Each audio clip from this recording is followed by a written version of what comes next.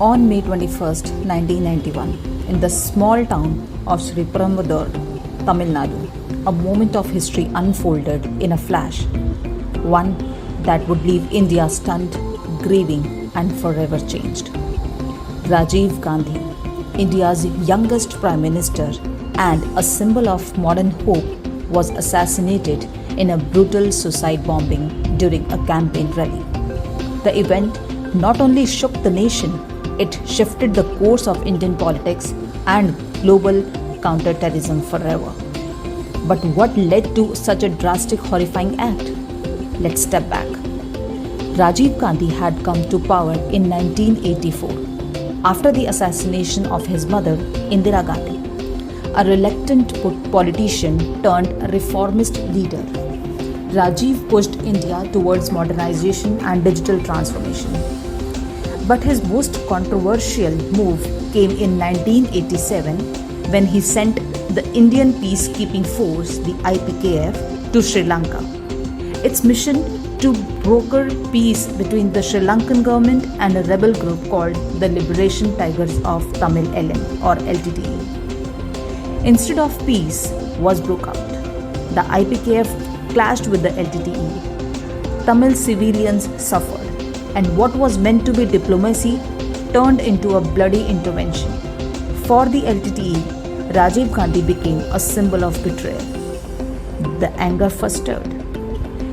In October 1990, LTTE chief V. Prabhakaran reportedly made the decision Rajiv Gandhi had to be eliminated before he could return to power in India.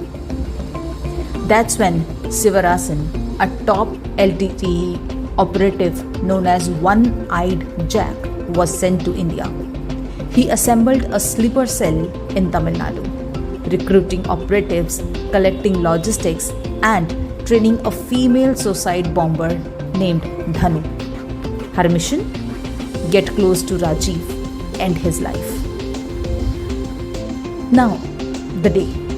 It was the evening of May 21st. Rajiv arrived in Sri Perumbudur for a late night rally.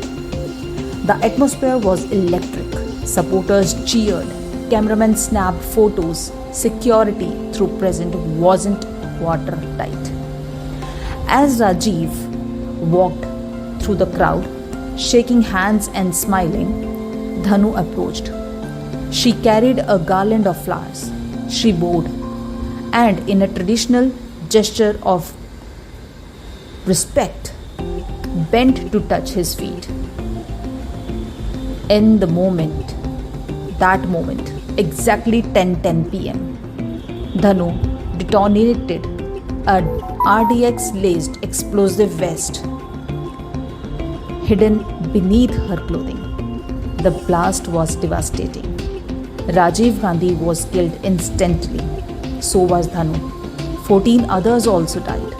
Over 40 were injured. Among the dead was a young photographer, Hari Babu, who had captured Dhanu's approach